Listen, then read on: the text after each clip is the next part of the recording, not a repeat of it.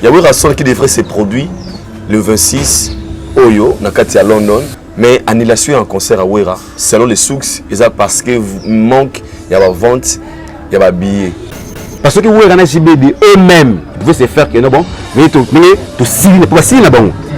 Mais je vais aussi être. Ok, on compare.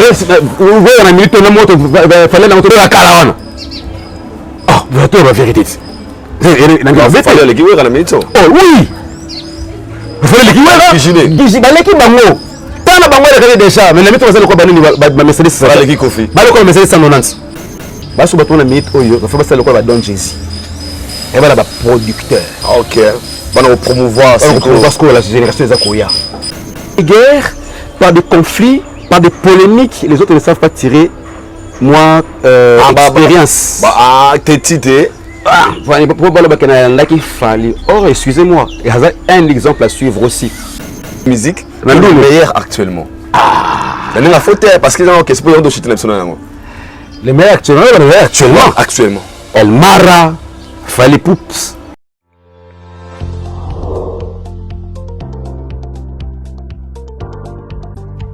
Bote na bino nyonso bisika bozali. Na nzela ya bilili oyo, tobeta mwa lisolo muke ya oyo etali milulu minene oyo babengi na lopoto, plus grand salon de l'emploi et de l'entrepreneuriat.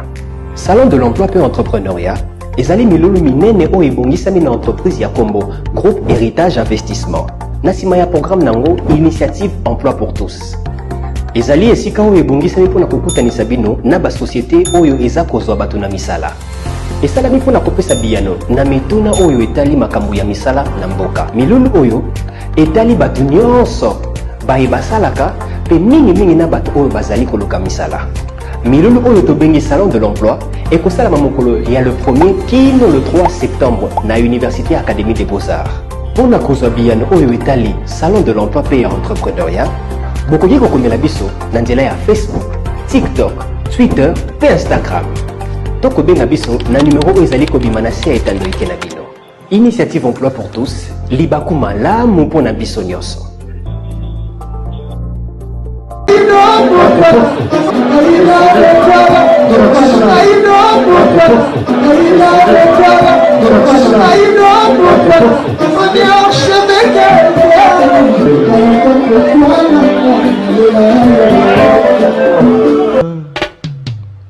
Haïdor Bokwala, le Brésilien Djile Kouyaté.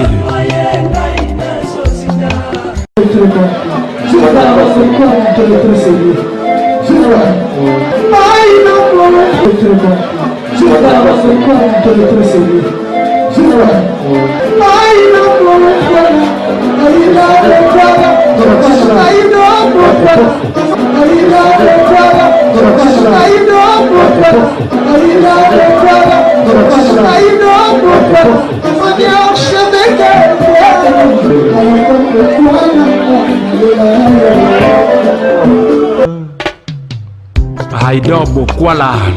Bienvenue chez Haïdor Show, fidèles internautes, vous qui nous suivez de partout à travers le monde. Bonjour et bonsoir. Donc, vous allez bon côté l'émission Nabino Haïdor Show, une émission qui est présentée par le vôtre Haïdor Pembe certifié. Vous avez la biso à Haïdor Media TV. Encore une fois, un grand merci à tous nos abonnés et de nos abonnés au Bazar bon hôtel la émission Nabiso. Et tout petit encore une fois merci parce que chaque jour ça m'a 50, 10, 20, 30 à chaque fois tout ça bah émission ma vidéo Nabiso en ligne et puis merci pour vos remarques, vos suggestions, vos commentaires. Vraiment retour tellement à ma casse à chaque fois tout ça bino bah vidéo à Wanakati Haïdor Media TV. Derrière la caméra s'appelle Ken Américain. Aujourd'hui, j'ai un grand réel plaisir comme d'habitude. Je pense que Binopé, au Bagaïdor, Bokwala, moi, Calafort, tout ça, on a été. Vous allez découvrir c'est qui notre invité d'aujourd'hui. Mais parce que cette émission, Napesi Bongo, encore une fois, un grand merci à notre sponsor officiel, Regel Group Investing. Il y a M. Pichon, Tolaniba, Koloma, la Mondele. Et puis, dans la question sur notre Bagina du 1er au 3, Moussala Ponayo, du 1er au 3. Nakatia Académie des Beaux-Arts, Héritage Investissement, on va passer une chance dans le plus grand salon d'emploi et de l'entrepreneuriat. Et on va les premiers, dans les 3 septembre, Nakatia Académie des Beaux-Arts, avec $5 pour participer dans mon colomoko et puis $10 pour participer dans 3 jours plus de 52 sociétés et vous allez avoir présent, je dis bien 52 sociétés et vous allez avoir présent pour nous repérer ça va une chance et on va retenter chance sur vous sala donc tu vas de 8h à 17h ndeko sila na yango donc vous avez en diaspora vous avez pour ça ndeko no azo musala vous avez en diaspora ba de ba tungisa mingi balingi bazo musala faciliter la pesibino yango bande quoi héritage investissement la pesibino chance ya quoi assister na plus grand salon d'emploi et de l'entrepreneuriat yopé aux ana pour ça ya musala peut-être aux ana ba CVT aux ana expérience té yakaka mukolo yango lataka propre ba sunga mutu tout azo faciliter ya ko musala to pe aux ana projet na parce que ba sélectionner plus de 15 personnes ba ya na projet na bango ya malamu ba ko financer bango pour ba ko rabongo ko banda ba projet na bango wana grâce à bande ko héritage investissement merci na bato baza ko benga baza ko peba ba ko somba ba billet pour na bande ko na bango ba assister bokolo wana na yebike et ko sala esengo pour biso to linga chômage ezala tena kati ya mboka nde to ko bula bi jeunesse consciente et puis to linga Congo et développer africain zo tout na maboko na ye aux en kati ya Congo to na faciliter aux misala biso mo pour les to kendanga na mboka ba paya to kati ba mai nyonso wana pegara les souffrance ta biso si tout mingi bato mwindo to pe ba congolais aujourd'hui j'ai un grand réel plaisir de recevoir pour vous Dauphin Mbula Matadi mais avant de faire la chante na lobby on appelle ça un grand merci comme ça à Kulutu Jojo à l'Italia Calzature les abongo na croisement Kalembelembe Moshi à l'Italia Calzature boutique et qui to so ken ro kitara mo mukia comme ça va comprendre que Kulutu Jojo à l'Italia Calzature non c'est bon Calzature les abongo na croisement Moshi Kalembelembe vous en posez sur bilamba bien il y a qualité il y a made in Italia ok ne bon à l'Italia Calzature et pas comme Nabiso Jojo à l'Italia qui nous suit et si je suis complicité avec notre régie qui en a fait la cache comme c'est tout le pesabongo welcome et bonjour à notre invité d'aujourd'hui Dauphin Mbula Matadi le MC le plus célèbre one of the best présent à une Congo le présentateur de B1 Show de beaucoup de choses de MC imitateur donc Azama comblé de talents et nous lui disons déjà bonjour. Good morning, bonjour. Good morning. Elle n'a pas solo. Eh bien, ok non ça la moitié la machine, papa. C'est pas facile. Là, qu'on a prototype en France, c'était là, c'est qu'on a vraiment la Chine, quoi, animé la Chine. Waouh. Devant les Chinois, on a bêta donc qui bien. Mais avant de commencer, on a nous voir après ça va être beauté. Les abonnés on a plus grand salon d'emploi et de l'entrepreneuriat. Les abonnés organisés par l'organisation Héritage Investissement dans l'Académie des Beaux-Arts. Oh, bah possible opportunité plus de 52 sociétés et vous avez présent. Bandeko bazana posé à misala, bakende mokolo wana. D'abord un mot par rapport à moi initiative, on ça fait plaisir. Ah ningo lobby que le misala na libanda tout banda ko misala na kati mboka na biso. Ce sont des initiatives à encourager. Non ça va kanamboka bata d'habitude soit ça soutenir pour kanamboka. Te asana mututé a couple ka ba mo ka ba buto. Mabende ngwana. Mabende ngwana. Quoi ni? Le téléphone francophonie. Un petit mot dans sa promotion a été mais faut le bela kamoto, ça juste les valeurs. Et ce billet na petit comme on a chérubin. Chérubin. Alaki koloko taba ba milangi, ba salité. Ba photo ça qui succès na stade, na palais du peuple, il y a des déployés qui batunaye, na ba sac mo amunyo, ba sac poubelle. Ceux qui aussi comme la masanga au sac na tient na carte. Ça veut dire il voulait apporter un plus, il voulait contribuer pour son pays. C'est ce qu'il a fait. Bah, il a fait une centaine. Donc, à conscientiser, il a décollé les jeunes sans aide, sans appui à gouvernement ou à qui que ce soit. Moutouana Simana Azate. Moutouana, je dis bien, attends, je peux répondre à conseil orienté, c'est bon. Mais pour financer, Moutouana Simana Azate. Tu vois que le frère a fait et le mouvement extraordinaire pour lutter contre la saleté, etc. Mais ma page officielle paie à l'État et postée pour saluer bravo, mais tu sens que le petit. Il n'a pas été servi à sa juste valeur. Aïssa Ngaboli, pour le président, important c'était de rappeler ça. Moi, je reconnaître la page, mais je donne un exemple. Papa Gentini Ngobila qui n'est pas tout. Au Bengue pour le fils qui peut lui serrer la main. Est-ce que bien là on est au salam même spirituellement, même la ninga motivation. Le salam. Motivation. Motivation de passer sur le camas. À peu près c'est un bon mot. Le fils qui m'a félicitations à Pamba. À ta chef de l'État. À ta nani Babakuba Kanda francophonie à l'Ubé que non. Mbota pas félicitations, ton courage, bon abonné. Et puis la singularité que non. Comment faire pour investir dans l'idéana? Parce que ça, l'idée mot qu'on a sur le terme existe, investissable. Idéana. Bon, nous avons surtout le Baba. Voilà. courage, c'est pas mon courage parce que l'État sur ta total, il a fait la montre trop. Tu évites de la main, les autres développés pour moi, mais les autres développés quand même. Félicitations à Bande Kouana. Tout sunga congolais, tout sunga en bien dans les 3 quarts septembre. Ah, doit-tu avoir profiter de l'occasion, qui ne profiter de l'occasion, mais que un moment bientôt les congolais ça va bien te profiter. D'abord grand merci, bah toi mon nom Kalatro. Naïdor Média TV. Sinon la santé comment? Santé Kimia Katine Tumba, Kimia Katine Tumba toi toujours, santé en tout cas ça va. To quoi comme to la mukana ti mikolo mutaola msabiso Ibrahim Traoré dans la msabiso sur makasi mais donc vous piquez qui a toujours. Voilà. D'abord, premièrement, avant tout banda, Nathalie vidéo c'était aujourd'hui le matin. Macron a écouté la mon antime, si je comprends le concept caca. Voilà. Déjà baba na vidéo nyonso et l'inspiration mo bomba marana simana ngo.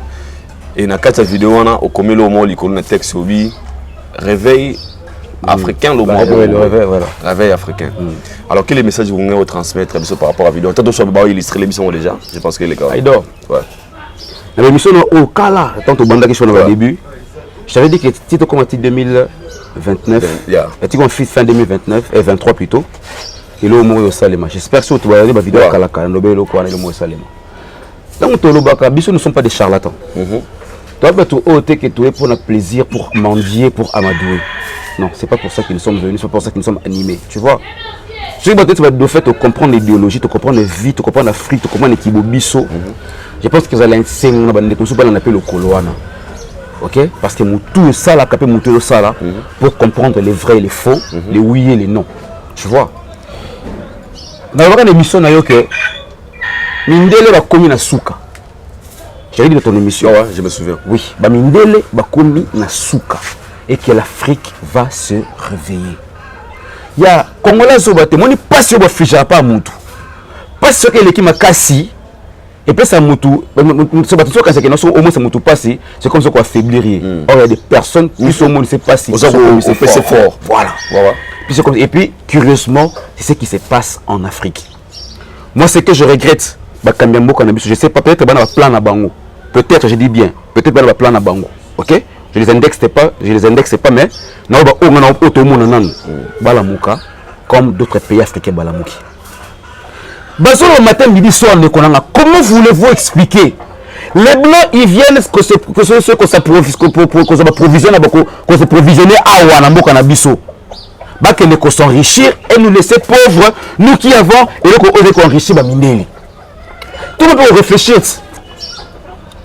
Les blancs viennent vous niquer, ils viennent vous voler, vous piller. Oh, bino besoin une source c'est pas un bino.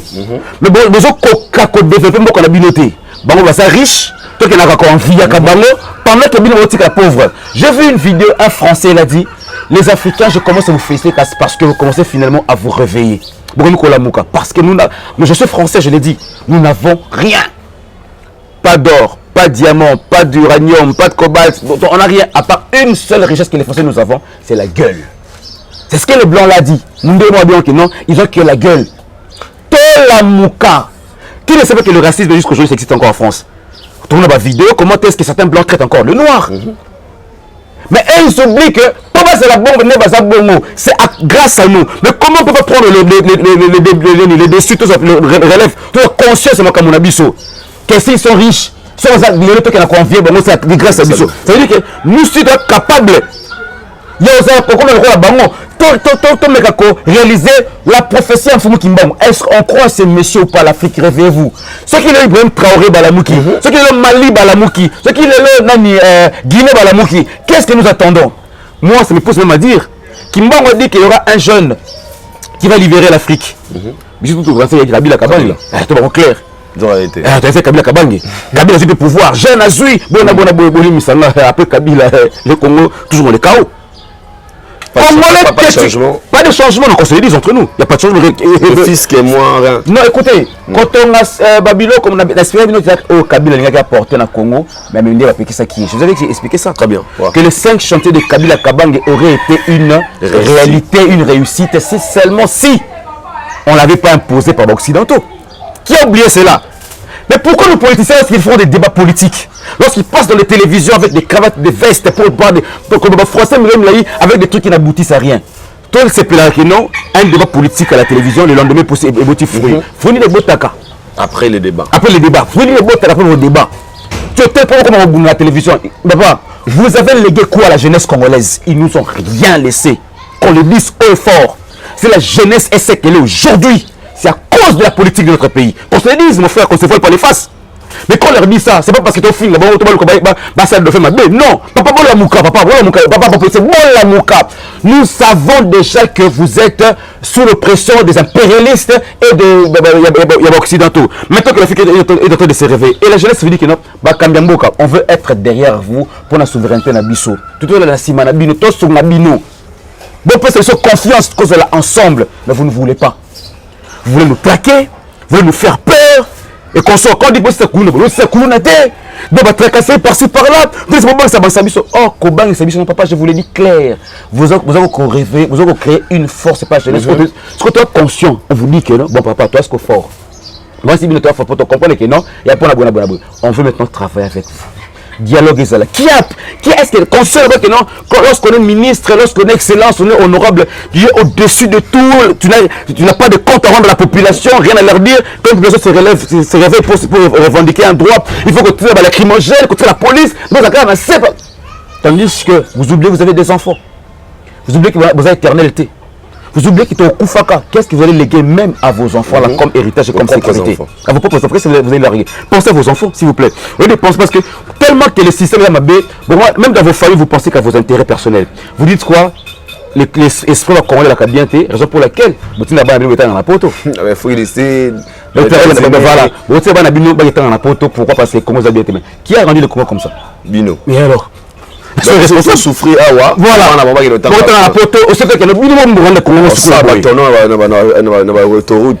Papa, toi là, tout ça là-bas, tout. C'est sûr qu'il y a ce message, c'était que non, il y a révolte, non. Ils allaient réveiller, c'est très important. Voilà, et ça, réveille conscience, tout comme ce qu'on l'a on dit pas que il est au film. Non, on n'est pas là. Papa, on veut être avec vous parce que vous n'êtes pas là sans nous et nous ne sommes pas là non plus sans vous. Alors, par rapport à la vidéo de ce matin, où Bimi Nasika et Nini, c'est pour ça le message, papa. On est des humoristes et des fois, on nous traite de tout et de rien. Pendant qu'il y a des gros salabos, bino. On vous dit que nous tous ça là. D'une manière ou d'une autre, le message est passé. Tu vois, tout le monde a le là, chaque fois. Je n'ai pas compris pourquoi est-ce que la francophonie a eu lieu ici. Moi, je n'ai pas compris pourquoi est-ce que la francophonie a eu lieu. Je pense que tout le monde reçoit la francophonie dernièrement. Tout développement ma casse vie qui est temps. Alors, déjà, on anticipe maintenant, on a toujours des questions. Voilà. Le Congo est mis 9e jour de la francophonie.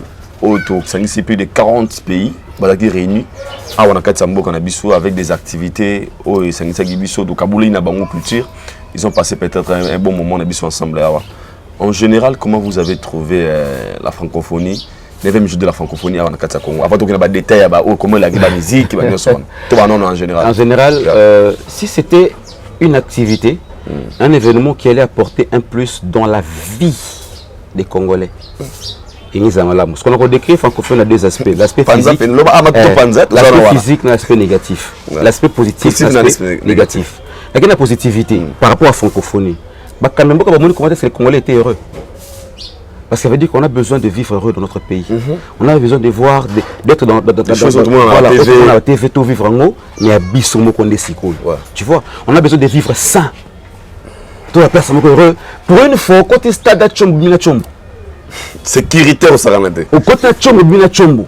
Pour une fois, si les qui étaient Babundi, chez la beauté, côté, pour une fois. Lorsqu'on organise une activité, est-ce qu'après, ça va bilan? Ça va bilan, est-ce qu'il y a qui positif, il y a qui négatif? Qu'est-ce que les peuples attirent? Est-ce que ça va maintenant? Ce peuple, c'est là qu'il est. Alors, si vous n'avez pas eu à faire ça, moi je vous dis, c'est que le peuple a ressenti. Le peuple était d'abord incontent d'avoir de telles activités. Vous avez vu le Congolais, nous sommes là qui. Aucun échangeur, tu vois, le Congolais, aucun marché le Congolais, aucun événement le Congolais, etc. Donc tu vois que le Congolais, c'est ça que les Congolais veulent. Bakamemboka est terminé quelque part pour dire que non, le Congolais veut une distraction saine. Le Congolais est la kibe Katamboka nae. Et l'idée ou le courage même que vous avez eu à réhabiliter d'une manière rapide le stade du 20 mai. C'est la même idée ou les mêmes idées que vous devriez avoir pour en faire partout dans Kinshasa, dans les lieux au Bobi Keno, il y a facilement Bongisama, Bebo Bongisango. On a compris que Mbongo, on a eu ce mais volonté et ça a monté. Pourquoi Kaka Congo? Tout ça, des bonnes actions par le fait. Ça veut dire, pas payer, tu bongi 6 vélodromes, aérodrome, il y a Nolo. Il bongi parce que tu as un pape. Quand des pays Bakoya, tu bongi ça des martyrs. Ça veut dire, le Congolais ne peut pas vivre le bonheur de son propre pays. Tu veux le bonheur pour les autres. Donc, c'est ça que pour les autres, mais ce qu'on te traîne une question. Francophonie, les qui? Et après, est-ce que, suivez Kozala, est-ce que Bakobat et la Babylone Koana, quelles idées on va dans la chambre, voilà. Est-ce que ça comme ils peut être au tel moment peut-être vient à l'État ou à Rukoya, à refouler peut-être 3, 4, 5 jours à l'année, on a aux côtés de l'État pour la population. Au fond, c'est pour toutes ces questions, c'est important pour la population. C'est comme une course de voir le problème. C'est comme la barre, c'est comme le chèque, on faut se poser toutes ces questions. Par exemple, toujours dans le Bokanabisso, commission y a suivi et ça l'a caté. Na fondé une émission na yo. Papa j'ai Coco Moulumba Gérard. Abongi c'est la place moko boy oyo bato ba yiba ki bazwa ki l'état ya s'imposer qui veut bien que l'état. Papa je conseille nini abongi si bongi son kito ate ba fleur abongi si bongi sango. Ngai quand to tenda ka to landa ko mo peke que papa c'est comme salité. Je parle de télévision à Bengi papa na sinis on va ceux qui sonnette d'alarme. Voilà. Na tiré sonnette d'alarme pour demander à papa j'ai Coco papa. Pourquoi ne pas créer la jeune, la brigadier Moko, ce qui y a l'État, ça veut dire jeune. Quelque part, beaucoup de jeunes peuvent aller chômage. Dans le sens où, vous gagnez de place commerciale. Vous n'avez pas Gérard Abongi, c'est place commerciale. Vous avez une place très kitoko, ça veut dire c'est beau à voir. Mais malheureusement, tu vas continuer à boire comme Matiti. Au bon ici au Tikinao. C'est bon. Comment tu as la conscience que non, à la Bongi, c'est les bisous. Pour te battre, alors pour se faire. Les jeunes vont Télégana, organisez-moi conférence, moi rencontre, moi nini, atelier, moi c'est ma chaîne belé, vous créez la brigade, il y a l'État. C'est des jeunes avec des psychologues pembeni. Ça veut dire que formation quelconque, ok? Qui n'a pas là, pour faire la service, la brigade, sa liberté pour la vie de Kinshasa par exemple. Je donne un exemple comme ça. Bon, c'est la chaîne, on lance la tour. Première équipe continue de 7h, 12h. Deuxième équipe de 12h, 18h. Équipe de 18h, minuit, de minutes, etc. Ma chaîne commence à la moussala. Parce que comme ça, par exemple, il y a un moutou pour qu'on a têtu. Aujourd'hui, au bois qui bidon. Les gens là t'interpellent. Ah, t'es corruption et zalati. Ok? Si on t'es Jeff, Jeff, maman, papa, bidon, au bois qui a raté. Ceux qui vont passer dans nos collés, moi, amende à l'État, fout parce que, comme c'est place aux salités. Ok? Ta carte de. Oui, ta carte d'électeur, ta carte d'électeur, c'est 5 000 francs par exemple. C'est une moto foot na bakomi on riche belé mais au foot pas 5 000 francs. 5 000 francs là ceux qui ont IG Forza ceux qui ont DGR ceux qui ont nini aïe parce que tout le monde a bouton foot 5 000 francs na kaka serveur dans l'hôtel de ville il a dit que non 5 000 francs et côté na limité place commerciale ce que moi on compte à 5 000 francs banini et construire comment on a vu sauter parce que on foot maté ba poubelle dans salaté ba sauter ba camion poubelle d'habiter pourquoi on n'arrive pas à réfléchir nous on a bloqué boyi tout fait ça musica. Tu vois. Alors bref, je reviens à ce qu'on a dans ma francophonie. Donc c'est ça la chose. Donc suivez ça parce que vous tenez le qui est-ce que Tokoba est là? C'est ça. Mon tête qu'on a reçu qu'on changer en gros. Pour que tu sur la Kati, vous savez comme moko d'une manière aléatoire. Et c'est qui mais et les qui, tout c'est qui. Mais la mise sur bateau quelque part pour un truc qui est ridicule. Lorsque je suis athlètes qui ne sont pas des athlètes. Lorsque je suis battu au Baxi Congo, sonne quelque part. Je remercie Banananga parce qu'il y a un dauphin. On va une médaille. Merci beaucoup. Félicitations. On va bimir champion parce que je les encadre. Mais une discipline haute, moni pas si. Pour qu'on saigne la fédération. Je te dis. Autre monde ne passe pour la fédération. Discipline autre monde ne passe pour la fédération. Tu le fais tout ça, on a vu ce kakati. Mais ben là on a besoin de médaille mais vous que tu veux qu'on ait des mais pas tout le monde qu'on s'enregistrer bah peut-être qu'on s'enregistrer bah bâtir ma case et puis voilà bah bango comme si c'est fierté maintenant la fédération la fédération, la fédération vite fait, il y a athlétisme, il y a javelot, il y a nini, il y a talé belé, mais sheki. Comment on est fier pour moi? Il y a sheki numéro 0. Et tous les Makamuka congolais, tous les Makamuka, les colis tapent tout tirant à Eleki. Non. Tout le temps profondeur à Makamusu, n'habiter Congo, n'habiter, il y en a là-bas.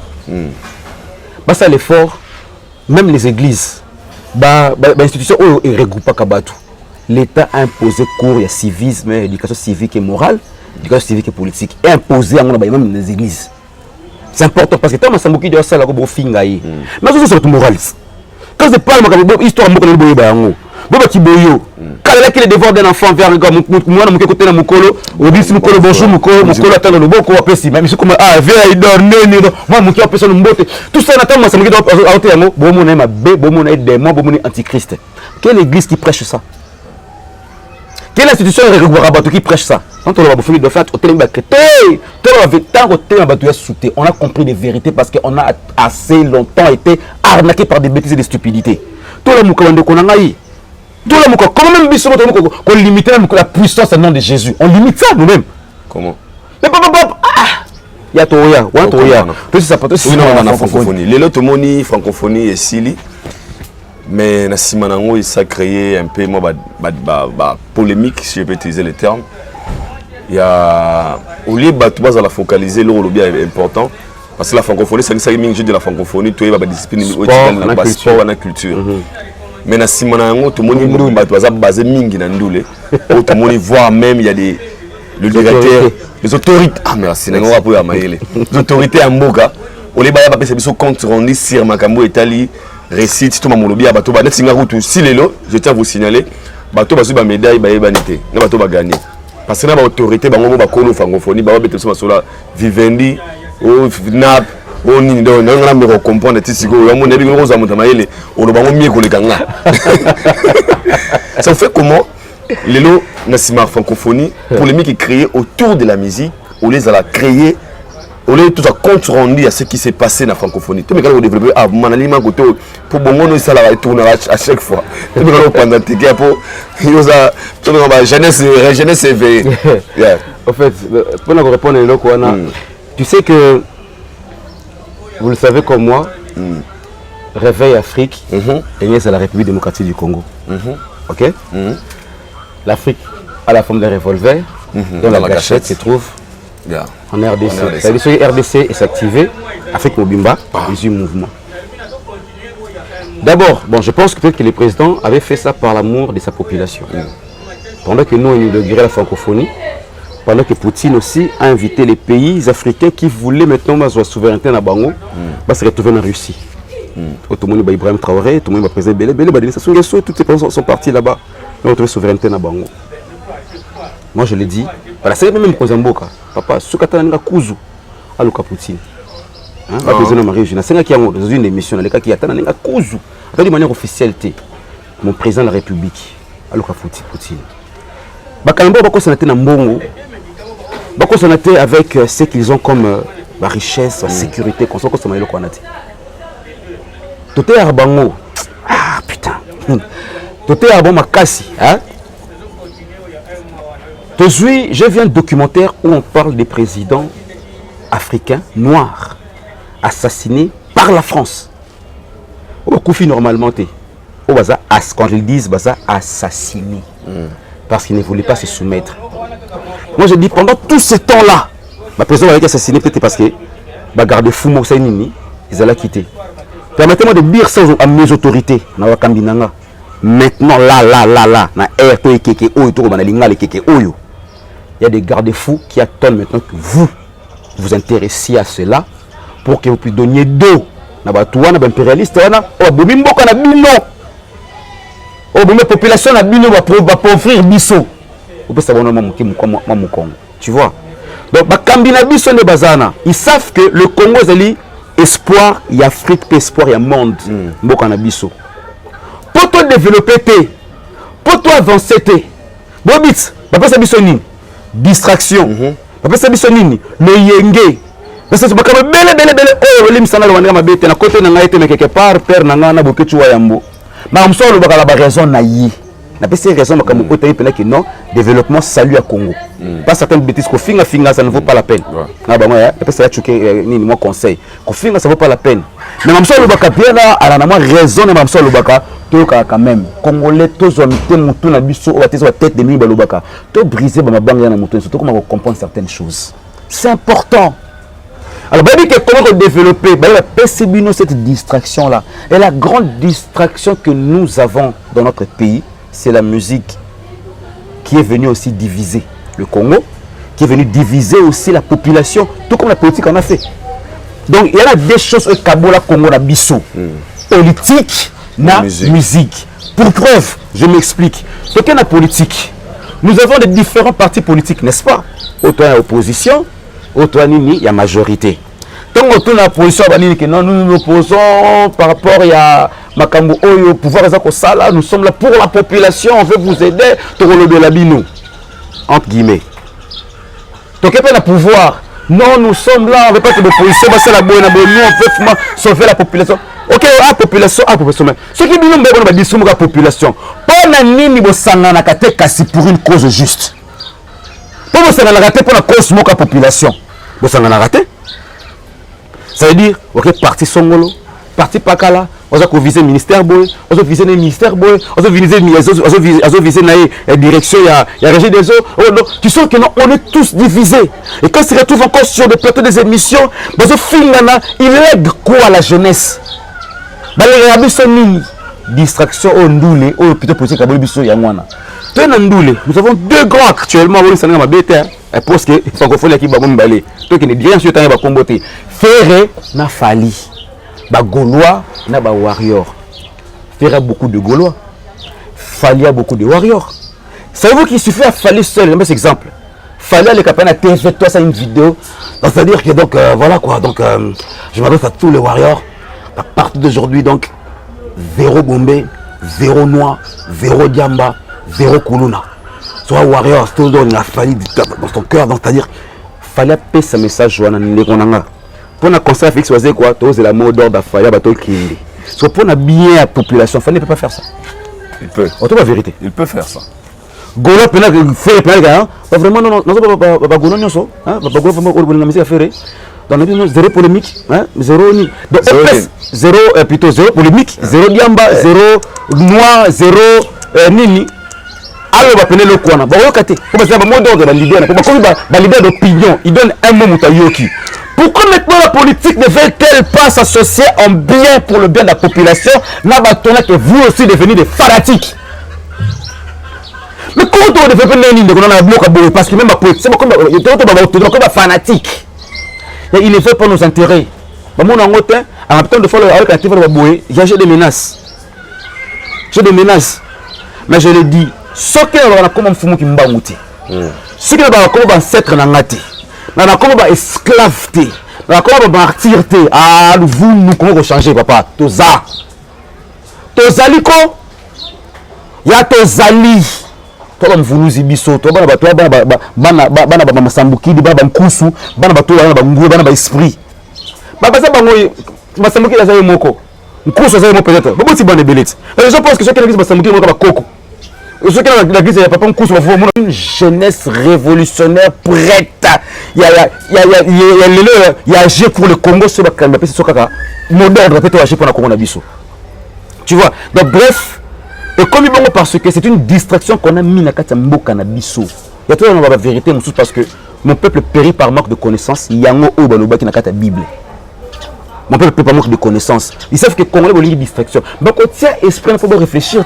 Parce que pendant que tout sakana, tout ce pays-là, il y a des pays africains qui ont beaucoup de poutine, comme nous qui sommes en parle. Tous sont arrêtés après francophonie. Ah, Ibrahim Traoré, un conseiller détrôné, Ibrahim Traoré, non, je ne connais pas. Mais sauf celles les cultivés qui connaissent Ibrahim Traoré, qui connaissent Mamadi Doumbouya, qui connaissent tout le président Mali et consorts. Qui connaissent ce qui se passe en Afrique, ceux qui CDAO, voilà qui connaissent toute l'actualité. Distraction. C'est ça le problème en fait. Parce que quand ils s'expriment, ils savent qu'aujourd'hui, ceux qui Congo, tous soudés, tous unis. Ce qui seulement le gouvernement instruit naba leader au besoin de battre belé que non, ben instruit comme panafricaniste, ben instruit comme révolutionnaire, ben instruit comme national, ben mboka dans le vrai sens du mot. Mais toi, tu as un exemple. Tu es pas warrior. Tu comme ça fali. Hein? Toi, je ne suis pas warrior, mais ça. Ah, mais là, warrior, parce qu'on est guerrier. Tu es là, warrior, guerrier, warrior. Tu quand pas warrior, ça, guerrier, Mobali, c'est l'or, guerrière. Tu vas guerrier, warrior en anglais. Guerrière, Sailor. Il y a anglais. Nous avons des guerriers. Il y a mots. Il y a appartenance privée à faire. C'est un warrior. Voilà. Alors, je te suis exemple warrior de Bazana. Tu me dis bon, na comme ça a fallu. Hein? Na comme ça a fallu, comme ça la musique a fallu. Ce qui nous na biso. Ministère de la Culture et Art. Alinga côté l'art na niveau gouvernement. La nabe on a expliqué parce que le mot faux amaye les compagnies qu'on a lobé là pour dire que toi ba fanatique pas parce que on est capable aujourd'hui il y a côté l'art na ministère de la Culture Arambo Kanabiso et puis bon on plein ministère côté de trésor public et il est pour nous comme belé kaka art na biso. Comprendre? On s'est dit que non bon voilà, nous comme ça a fallu par exemple, là comme ça a fallu que non pour na fallu pour y à se retrouver. Non. Là comme ça a fallu pour na honneur la culture, il y a mboka nanga. Parce que nabi que nous comme ça fallu boue. L'art moko kota quelque part pour na peine ba se retrouver. Pour comme ça fallu, comme ça faire, comme ça fabriquer, comme ça mutu papa tout ça là. Mais au lieu de demeurer pauvre. Alors dit que non, ba l'idée na biso na bazar riche, ba ko enrichir ministère culture et art, ba ko enrichir pe mboka na biso, on appelle fils que $1 à pamba et kota peut-être tenir pour tout le monde na poto. Pourquoi poto le monde a mutu ça na mafuta mak. Parce qu'ils ont le gouvernement sur entraînement surtout au quota possible pour non seulement Bango mais aussi population à ce qu'on fait que $1 naïe à Pamba. Pourquoi ne pas le faire? Par exemple que l'on dit voilà on a obligé en tout cas ceux qui fallait un album ceux qui fallait un album il faut seulement $1. Toi combien de population à Katambo na biso? Est-ce que le ministère qui a arrêté l'issue sur le $1, tout ça combien? Qui c'est ça combien? 9 milliards, ceux qui 9 millions, ceux qui 90 millions. Bon, bref. Tu es belé. On est belé, on a $1. Et quand c'est bon, le ministère qui a arrêté un sauté. Ceux qui ont le gouvernement sur Bazam Maïe, le Bazam Bouté en malam. Bon, ça va. Tout comme ça va. Santé au Félix. Pour population, il faut que beaucoup de pour exemple, santé au Félix. À travers culture Arambo Kanabiso. Donc, moi, je suis quota. Ou quota $1. L'État soit comme peuple qui ne refinance qu'un hôpital quelconque. Je sais que la population belli ou qu'il reçoit santé ou reçoit gratuitement. Bon, le Éthiopie et aussi bon, il a fallu, il n'était pas ferré, il n'était pas Fabrigas, il n'était pas Inosbi, pas Guess, mais moi, est-ce que moi, mon frère. Toi, il y a un ministère qui a des appartenances. Toi, tu dis que non, ça va. Faut qu'on ne pas faire. Faut qu'on ne pas fallu, faut qu'on ne pas faire gaz, faut qu'on ne pas Guess, mais pas Inosbi, pas Oazé, quoi. Pour la parce que moi, je compte, l'État a financé un hôpital, des hôpitaux, des gens qui ont belli, n'a que ce soit gratuit. Quand on fait ça, niveau en été. Alors, c'est notre responsabilité ou bien responsabilité à l'autorité? Il y a besoin de bango. Comment le peut parce que au début, moi, capital. D'abord, avant tout, il faut payer l'État d'abord au ministère de la Culture et s'appliquer dans l'art et en bâtiment. Au moins, les populations, il faut que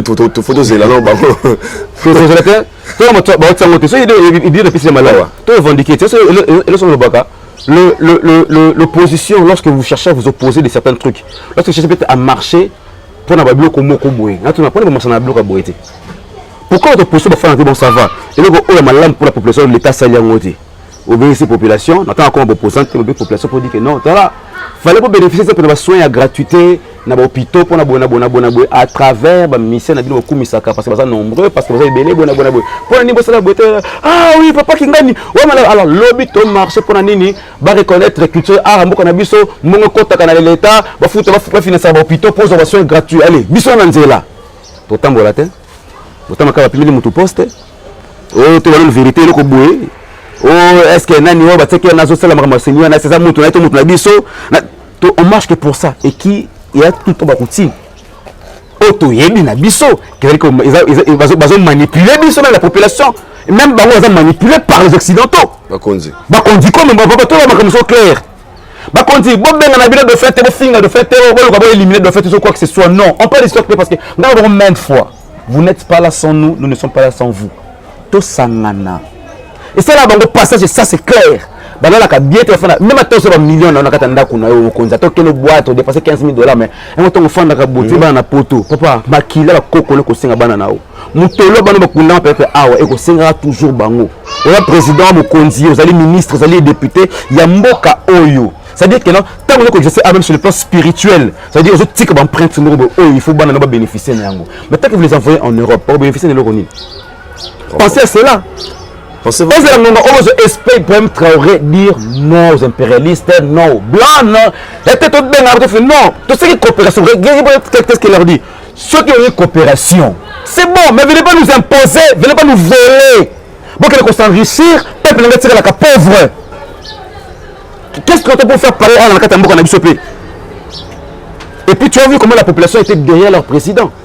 Et le peuple burkinabé. Burkina Faso, le peuple Faso. Le peuple c'est papa Ibrahim Traoré, mon président en français, peut-être de Kata, c'est le président Ibrahim Traoré. Vous êtes un homme fort de l'Afrique, vous êtes devenu aujourd'hui une référence pour la jeunesse congolaise, la jeunesse africaine et la jeunesse des autres pays qui sont en train de tirer un peu des idées venant de toi par rapport à ce que tu fais comme action, ce que tu poses comme action pour ton pays, le Burkina Faso. Mais moi, en tant qu'un panafricaniste, en tant qu'un spirituel, un artiste, je vous demanderai ceci. Fais aussi un effort de faire recours à tes ancêtres. C'est important. Je n'ai rien à voir contre votre religion. Mais monsieur Ibrahim Traoré, monsieur le Président, retenez une chose. Chaque télévision, chaque marque de la télévision a sa télécommande. La télécommande des JVC ne changera pas la télévision Sharp. La télécommande de la télévision Sharp ne changera pas la télécommande de Toshiba. La télévision de Toshiba. Donc chaque marque de télé a sa télécommande. Mais la télécommande qui peut réussir à changer toutes les 3 télévisions, c'est une télécommande universelle. Mais il faut le code. Donc, cherche ton code africain. Soit Maëlé, si tu es, il va comprendre. Donc quand même, on a une télécommande universelle. Monsieur Ibrahim, vous avez une télécommande universelle, mais cherche le code africain. Ah, Kini. Les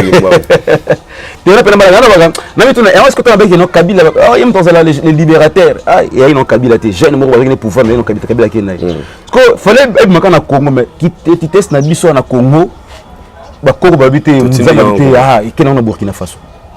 Moi je me dis, qui est dans Kuna, là tu jeune, moi petit, moi 34 ans. Petit Nabiso, il 44 ans.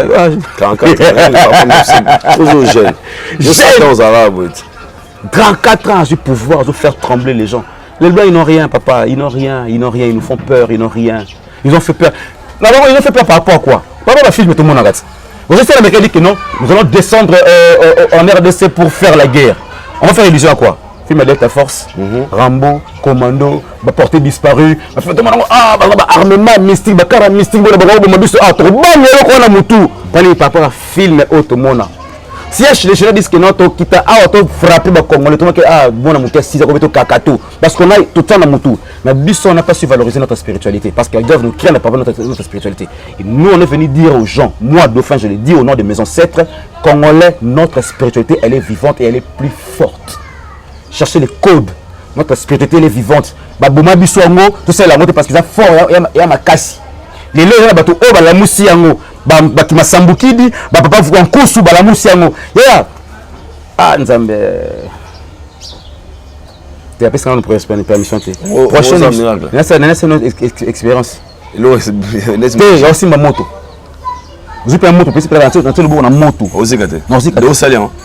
Tout ça, initiation. Tout ça, initiation. Tout ça, initiation. Pas ma Sambuki, tout aussi. Est-ce que tu fais ma Avatar? Déjà. Yoka. Tu fais ma Avatar, ce sont des films tirés de la réalité africaine. Le pouvoir de l'eau, le feu, la terre et le vent. Tout ce que les Blancs font, ils le font artificiellement à travers les films. On voit que non, les Blancs sont forts. Or, l'homme noir le fait naturellement. L'homme blanc vole à travers les films, on voit Superman, on voit Harry Potter voler artificiellement dans les films, mais l'homme noir vole naturellement au Congo pour L'homme l'homme blanc, monsieur Bakake, un film Tornade, un film X-Men. Mais l'homme noir le fait naturellement, Balou Babeta Kassonda. Tu vois un peu. L'homme noir, l'homme blanc, il te fait ça artificiellement, il te déplace les objets. Mais Pende va ça la naturellement. Tu vois un peu. Et quand tu dis que ça veut dire une chose qui est naturelle, ça veut dire oh Nzambe a fait ça bisou. Mon gars, ça d'une manière artificielle. En même temps, Azo Luka, il y a des secrets au Yabine. Bien que le monde a bien le quoi, mais nous bien toujours les secrets. C'est que certains c'est Bako Bébé Autoboma Bomo Bakufa, Autoboma Bandoki, mais heureusement il y a de ceux qui ont légué l'histoire et pas Bako Konabango, Banango. Nous sommes là, on a même nous on rebattre, on est à Kouzou, reprendre. Mais il faut qu'on soit comme officiel. Il faut qu'on appelle officiel, mon frère. Ok, que non, école de la sorcellerie africaine. Mais quand on dit sorcier, il y a le ballon. Il y a le Azama, il y a le Lekat. Indo Kids.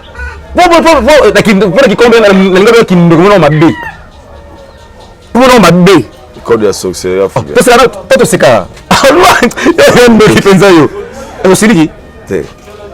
C'est les qui ont une intention. Ça c'est voilà. Ils ont une intention. Quand un sorcier, ça veut dire que ça a une intelligence très élevée. Il faut colonner ça. Aujourd'hui, ça va trouver une spiritualité na biso. Ça s'appelle comment commander maï. Comment on dit pourquoi Kandambo Kanabiso? So Kandambo à part Banda qu'on a bon dans la ville. À ce Banda quoi? Un village. Point. À part bien c'est même maintenant qui ça on a bon dans coin recoin, ba côté ba Kinkole. Ça Gindo. Ba côté maloko, t'es pas Gindo kité. Ba il ba secret. Ba secret nature. Kingakati pourquoi kaleke fana kingakati kuna? Pas me faire question de mon côté tsele kuna. Pas me kamoko ba vitale de mon côté Kinkole côté mai, ma titi zamba ils connaissent des réalités. Mais malheureusement, ils ne mettent pas ça en action trop parce que... Tu es prêt? Mais, tu vas pouvoir aussi ma moto.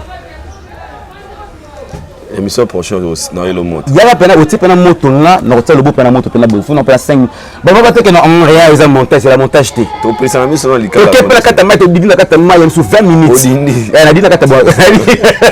Non, c'est le. Elle dit la carte maille 20 minutes. Na selon notre esprit maille beli bilima maille na bino kitana maille na kisina pena maille pena 20 minutes. Oh Koufi Boti pour mettre projet pour qu'on a bien la bien carte. On me gagner. Assez putain ça bien.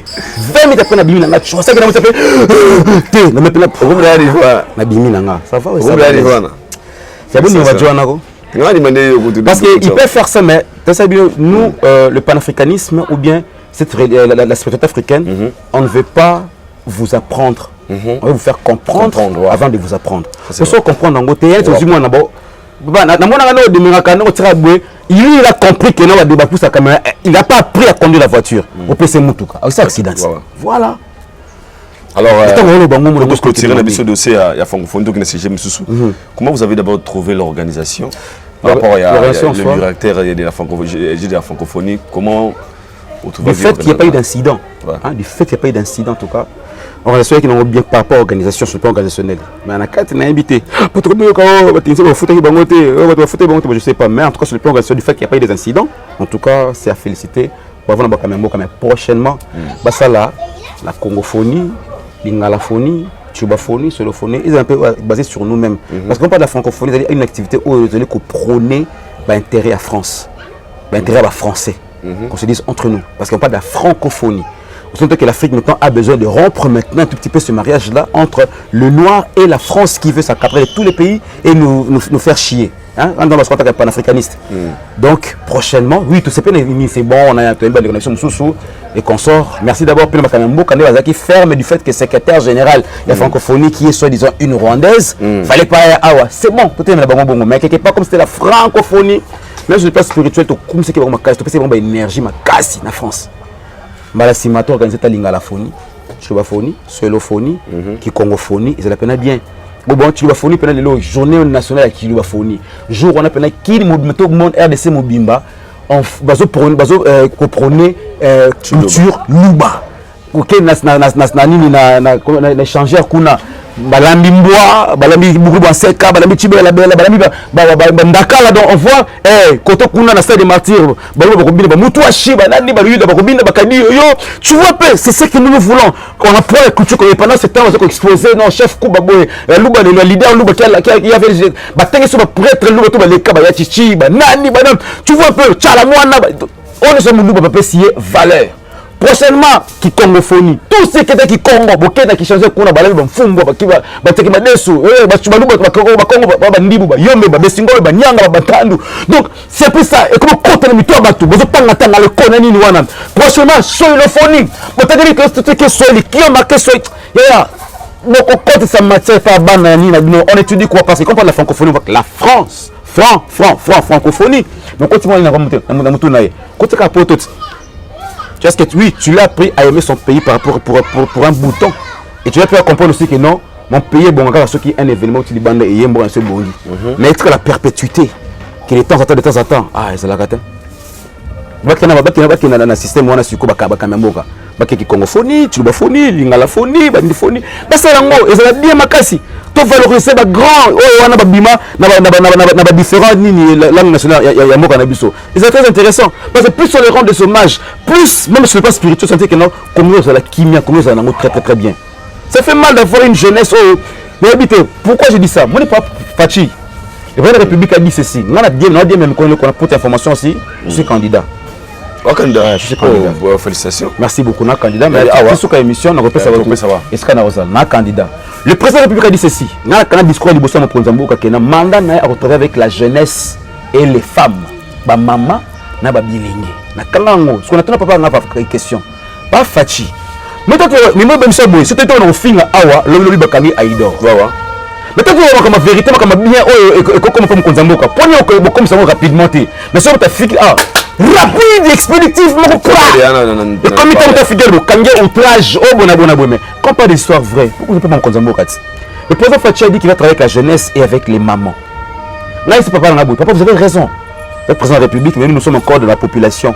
Du tout, on va travailler dans la jeune. De fin, on a une émission dans l'agence, dans la mission de la jeune est belée. Mais papa, vous avez affaire à une jeunesse belée majorité. Bah non, en matière de Moutou, tout ce que vous avez organisé, papa, dans la Fachi Béton, comme activité ou rencontre avec les jeunes. Ce n'est pas ces jeunes-là qui sont arrivés au bazar jeunes au peut-être choisis en vrai, en esprit et en vérité pour venir vous relater les problèmes de la jeunesse. Parce que si c'était le cas, après chaque rencontre organisée, vous et la jeunesse, nous toujours la suite moins favorable. Mais chaque rencontre organisée par le président de la République et la jeunesse, suite à l'arnangote. Papa, on a affaire à des jeunes au Moutou et Salabienté, Bombé, Diamba, Kosenga, Kuluna, mais vous êtes belé. Bissola auto, jeune auto, ça là-bas. Quand Dauphin organise des conférences, c'est la prise de conscience, ça veut dire quelque part, il y a éducation pour transmettre une matière à la jeunesse. Même si tu l'as insulté, même si tu l'as traité de tout très mal compris. Nous le faisons parce que moi, dans mes discours, je l'ai dit, le président a dit qu'il va travailler avec la jeunesse, mais aurait été dans mon tour, ceux qui ont réussi Paris et qui a tenu sur l'entreprise dans le Congo, et qui a travaillé. J'ai mis une travail sur l'entreprise. Et l'entreprise, vidi, tu rêves encore la France, on a mis une tu parles de ce on comprend la maths, et vous avez un bureau,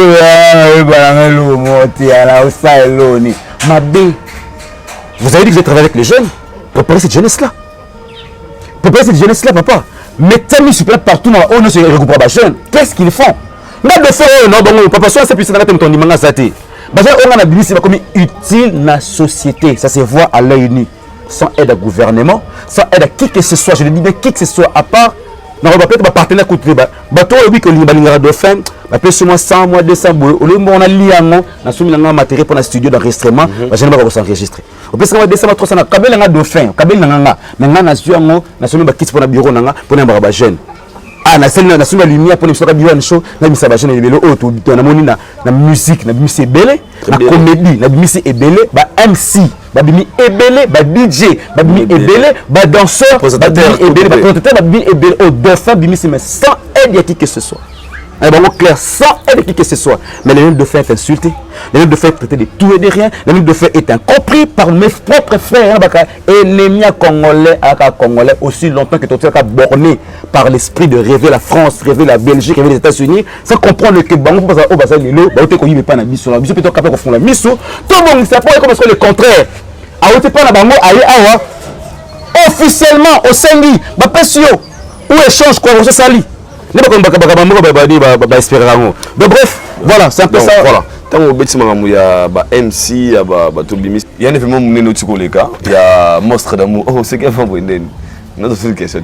Félix, tu as concert à Stade des Martyrs les 12. tout le monde qui a ça qui choix na yo. Donc on la maître à cérémonie, MC à événement. Et avant tout qu'il y a des détails il y a la concert. Et c'est là qu'on est comment et ça la qui pour montrer ça la choix na pas de faire boula matade. Ouais, quoi, j'ai compris que moi on a tout un complexe. OK. J'étais content d'abord du fait que Monstre d'amour, un grand de sa génération, ait porté son choix et pas de faire boula matade. Je n'ai rien contre les MC qui ont eu à prester dans le stade de martyr. Je respecte. Willy Dumbo, c'est un pote. Je l'ai dit dans cette émission. On attira l'idée à ça l'émission par Dauphin Boulamaté par émission Nanga. On a une émission très la marque. Soit on identifier Willy Dumbo à identifier. Willy Dumbo m'a dit Dauphin, tu es une source d'inspiration. Tu as été une source d'inspiration pour nous autres ici. J'ai la grande fois parce que c'est là qu'on aille bien par Willy Dumbo. Okay. Si un Willy Dumbo reconnaît Dauphin pour s'appeler Oazal Lelo, puis raconter que non, on s'est inspiré un peu dans le Dauphin en appui. C'est un honneur pour Nanga. Ce qui est papa Fali Poupa, Rocky, Ndekonanga, Abdul Kaba, c'est tout à fait logique. Moi j'étais allé prester aussi dans la Chine, comme tu l'as dit, etc. Il n'y a pas de souci. Mais par rapport à moi maintenant, je vois que Félix Ouazekwa a voulu être 100% congolais, a voulu donner une autre image sur le plan physique et sur le plan spirituel. On a comme sur les deux côtés, vous comprenez, on a pas physiquement et un peu spirituellement. Mais malheureusement, le Congolais, nous sommes là pour un échec qui m'a bien à Moutou. Ouazekwa dit ceci. Bon, Ouazekwa, c'est un groupe à Ouazekwa. Il y a bien à cultiver. Quand on parle de culture paysane, on va cultiver. C'est-à-dire ce sont des gens Oyo. Moutou Sanini et ça là quand tu es cultivé. Moutou tout à cultiver. Je suis pas sûr que Ouazekwa n'a pas de problème. N'importe quoi on a été. N'a pas de canaliste. On a été Ouazekwa n'a pas de problème X, ton Y. Je ne sais pas. Je ne pense pas pour moi. Ok? Il voulait livrer son concert YP avec un stade de matière à Savouango comme les autres à Savouango. Avec la population africaine, congolaise, Boya, qui a un rendez-vous de tout le monde. Mais malheureusement, quand on a entendu que non, la musique est comme divisé. Ouazekwa a fait ça pour la culture congolaise. Ouazekwa, tout le monde plein habit, dans la posa, a exhibé kaka, la chorégraphie naïe, a fait la concert naïe, ma comme ici là, plein ou pas plein, ils s'en foutaient dès le début. Alors, si j'étais quelqu'un qui fait comme un pia, ils s'en foutent de ça. Donc, sur le plan technique, il y a peut être un piaka. Oui, nous fait combien na page pour va finir la page naïe. Que Ouazekwa mpiaka. Mutu oh tu mérites. Dans mutu comme non, Ouazekwa mérite la prison. Limité. Oui, le rapport. Un sou te combien que Ouazekwa mérite la prison, un sou na 725 personnes à côté ici wana. Un sou donner moi $500 naïe, moi $3000 naïe, moi $1000 naïe peut-être à gagner. Mais oh yom te dit que Ouazekwa mérite la prison sur ma tante pour quoi, je dois 3000 francs ça crédit na pour finga. Mais au lieu no ngoté. Qui sont streaming, streaming, ça veut dire lorsque les trucs passent, obligatoirement avant de suivre ça, il faut le retirer $5. Là, on va qui pour, on va qui contre, parce que la tendance, ça retourne ça. Ça savoir qu'on fait que quoi, ah, ça limpia kaya, tiens, quand tu streaming, il faut que $5 ou quoi, à côté de la poche naïe. Avant d'insulter, il faut faire un aspect. Oui, c'est limpia, oui, tout ça limpia. Oh, tout quoi? Oh, mais papa, mais je l'ai dit clair. Si vous voulez qu'on pas le pire, mais c'est pas la fin du monde. Il m'a la vérité. Il m'a payé à ma juste valeur. À foutre à la juste valeur, nanga. Ok? Et là, je sais qu'on a limité à SOS que non. Vraiment, on a essayé de tout faire sur nanga parce que on a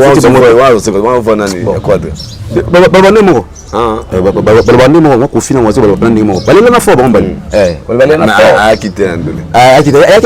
mais il a lancé un message pour dire que tout le monde soutenir son frère. Ouazekwa esclave quoi bongo c'est qui mon message naï. Donc bref, Ouazekwa s'est retrouvé d'une manière ou d'une autre. Obligé de comprendre tellement qui polémique. Et ça pour finir dans kata mutu et moi-même institution moi minene ya média. Donc on va transmettre un bon message. Encourageant pour la culture. Là j'étais déçu de voir d'autres lignes à médias. On voit que yo c'est peut-être pour l'intérêt c'est équipe le bibo mais pour ça m'a quelque part choqué. Tu vois, que la musique, la culture nous a divisés. Il disait sur ma casse, la petite. Alors, il y a MC, tant où il y a Ozaki, MC, question ma question, il y a un monde entier de Tilinga Tunda.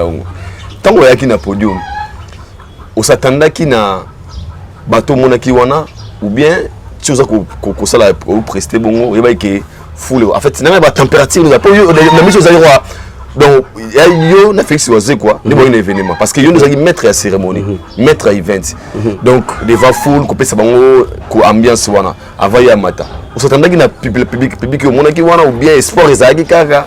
Tous les mois, ça va battre 100 000 billets, ou bien vous pressez devant 100 000 personnes. C'était comment? Au moins d'avoir un MC. On dit MC, il faut s'attendre dans tout. Il faut qu'on s'adapte. Il faut aller adaptateur. Donc, on s'adapte un peu dans toutes les situations. Et quand il y avait que de fin, qui fait la comédie na Tchangou. Si on a na Tchangou, on a dit que nous remet ma bango, nous avons mis ma carte, Batagombete par exemple. On a dit ah non, qui n'a pas bon, ah on super esprit na bango.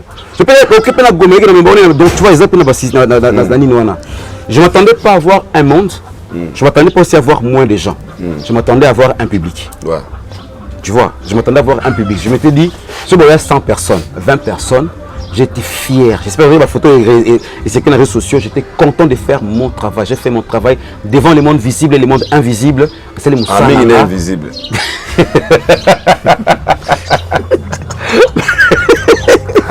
Le rôle de la spiritualité.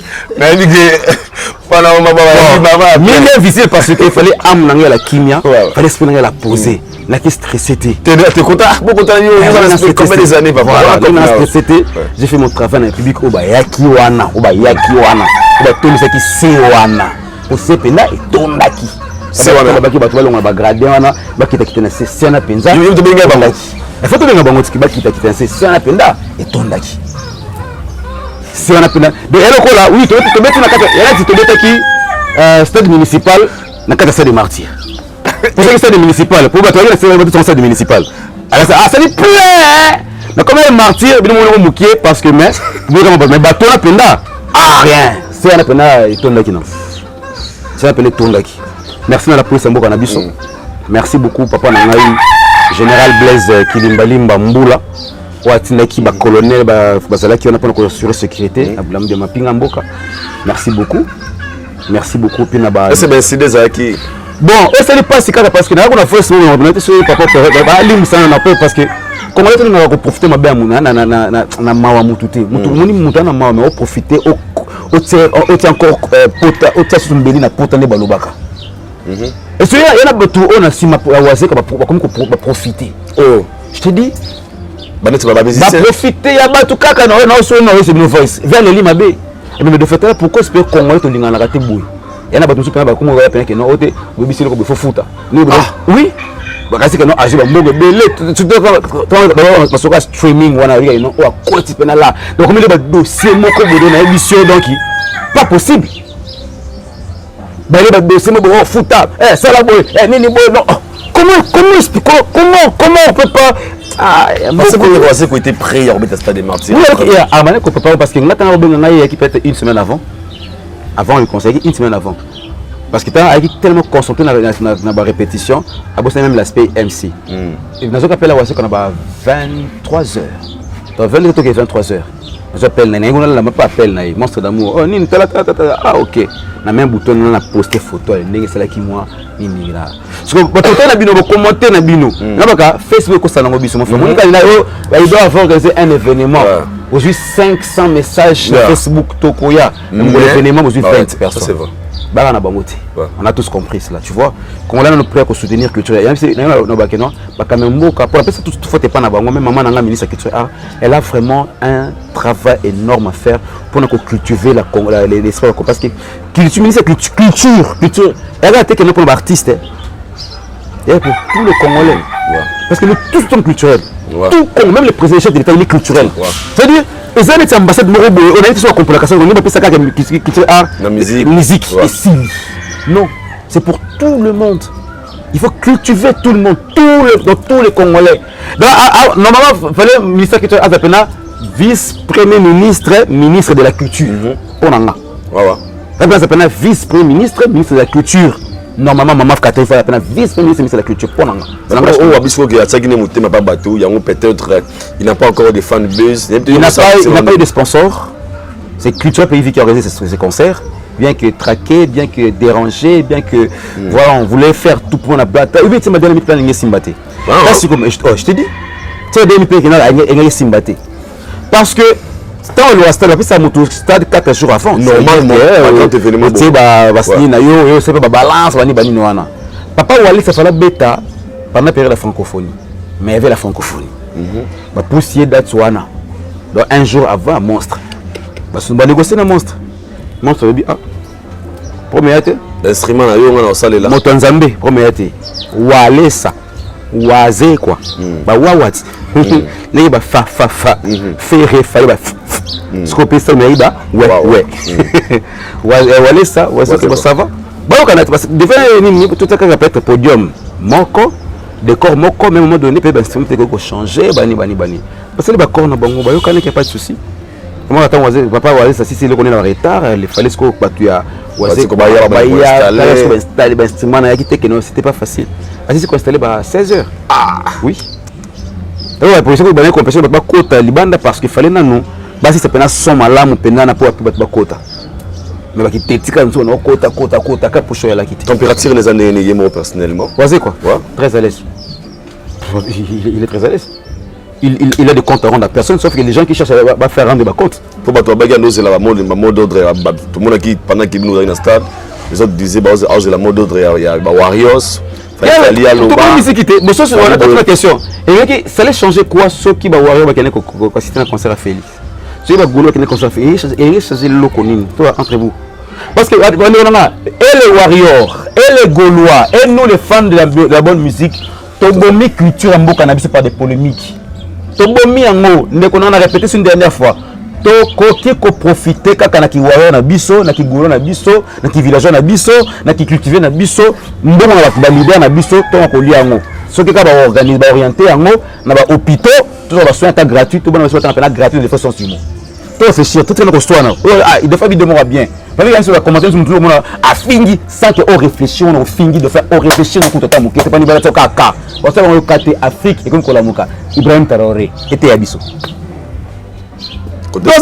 mais côté spectacle c'est ça il m'a dit non super cool tu vas quand on est bon finga tu vas ça promo à Wazé comme pas possible monsieur sur ballon ba Wazé quoi bâti Michael Jackson bâti ba XO bâti ba biom dogi na idée là pour imiter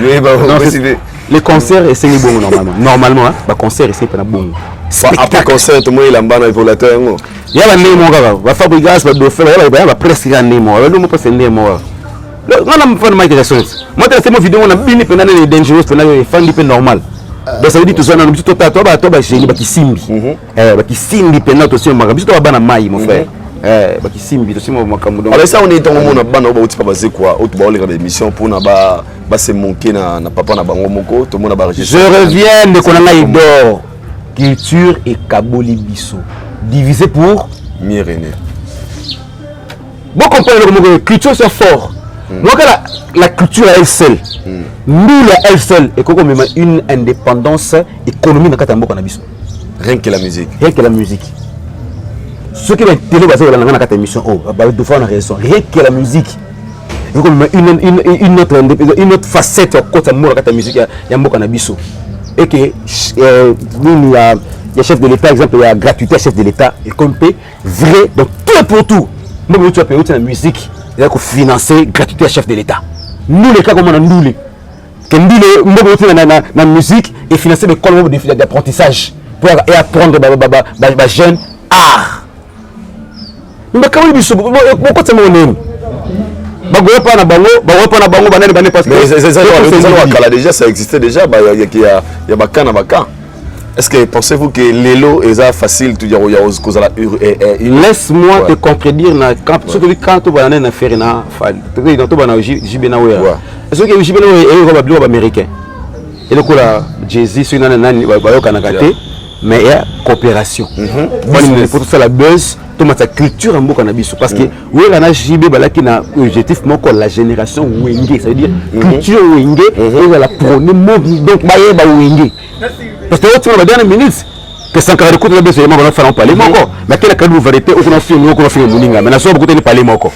Donc tu non, oui, on a JB ba film en écran mais exaucé nanani na bara ya JB batanga na ko moko kara we rezuba ne kiti motana na ko JB ils ont na ko wala etc et vice versa. Tout le monde est bon il ma yelle mo le la ngola. On va se comprendre. Mais ma yelle mo bu ya oui pela ouais très bien. Et pas la JB. Ba côté si là na ndule. Mais on a na déploie pas na bon faire na minute parce que ya ma beka parce que banes ko kenki ko buka taka raconte JB na resanga no malongati après ba polémique on a tamba zonga ba sangani impact mo wata malongati parce que vous gana JB eux-mêmes pouvaient se faire que non bon mais to signe pas signe bon mais ba JB je va aussi ah mais on bête on bête quand on sait la bête na bien ma bête ko JB te yo comparer vous na minute na moto fallait na moto gani faire ça non bon la caravane ah vous êtes la vérité fallait le kiwera na minute oh oui il fallait le kiwera il faut le kiwera ba le ki bango tana bango le déjà mais na minute ça le ko banini ba Mercedes ça le ki kofi ba le ko Mercedes 190 comprendre ba bemanioka ici la sommoté vous faites quoi comprendre il est sur le baté ba so bato na minute oyo il faut pas ça le ko ba Don Jay-Z et voilà ba producteur OK on promouvoir la génération des Akoya malade politique de la Kabola Biso et côté na Ndoulé ça veut dire qu'elle-même ils voient toujours leur intérêt personnel il y a des esprits 12 et comme tu vas te belé ça fait trop mal là ça fait trop mal bon ça n'a pas si nous on a mais vraiment normal il a flairé ma bémo un jour répercussion comme ça ma papa ba ne comme 12 là wenge bon comme tu capable ba artiste pour pas ça la boule ce qui doit faire ça moi la c'est le quand me le matin bon ça ton aboy à part de taper ça bonne chance ça c'est très profond oui bah c'est là comme producteur parce que pour qu'on trouve il peut être gagner encore plus il peut être un album produit par Werason ou produire un jeune talent nous devons faire ça à auto mais c'est le bel autre ba komboti comprendre JB Piana a produit Kofi Olomide a produit un jeune talent collaboration te fité to vers la bombe la bogar atika la peut-être tike la bango temps produire bango produisez les jeunes léguez ça la jeunesse continuez ça là qu'on t'oublie pas et là on oublie au moment la qualité de profiter mon la musique le moment oui il y a Werason qui devrait ses produits le 26 Oyo na kati à London où fali il faut bêta le 8 na Ovo Arena na arena pour Wembley na UK kawana mais annulation en concert à Wera selon les sources et ça parce que manque il y a la vente il y a billets donc que il y a billets mingité et que jusque là il a fallu ça maintenir en fait on le bon tu fais aussi allusion que ah OK bon j'ai pas appris ça c'est personnel on l'a pris si c'est le cas c'est que vous répondre les gars qui va vivre ma caméra ba na sauter on a coupé ça ba pesa siko ba léguer le connaît pas ba jeune ba léguer yango le quand on voit Chris Brown on sait que c'est le corps de Michael Jackson quand on voit H tout ça les autres quand tout ça qui ça continue sur Michael Jackson tout est bien go mais héritier tout le monde a pas oui comme voilà mais on a ça on va comprendre le moroté voilà on fait un nom là bataille musique à maison de bofi pour il y a quoi 30 ans le billet Congo finga do faire mais je m'en fous quand c'est pour ma culture pour le Congo na ko lobananga finga no do faire quand no do faire mais on peut ngati ko kimba ngo batananga voilà c'est vrai mieux baka OK surtout moi oh non Robert papa non c'est mon père je l'aime beaucoup donc on a une fois c'est son un jour Tadé na Cappuccino je crois c'est vrai qui m'a dit ça attends Diwan Show mais toi tu me reçois pas dans ton émission hein avant bangana nous faut mon nom Tadé n'embra Tadé n'embra je connais les boga Cappuccino voilà donc tinda ba ma recommanda bonne émission nanga ça je sais je suis reconnaissant envers ça OK Wera les Wenge JB Wera Marie-Paul Aimé Bouanga Blaise Boula tout ça moto a légué une génération le seul c'est Werason aussi Wera Fabregas Werason. Odile Mondib, Werason. Bill Clinton, Werason. Ferregola, Werason. C'est Lacoste. Il dit Lacoste, Werason. Déplique, Werason. Céléo, Werason. Quel colo est ce peu culturel? Mais quand c'est quelque part, tu vas venir Werason, Igwe, Ndiama. Quand il est terminé,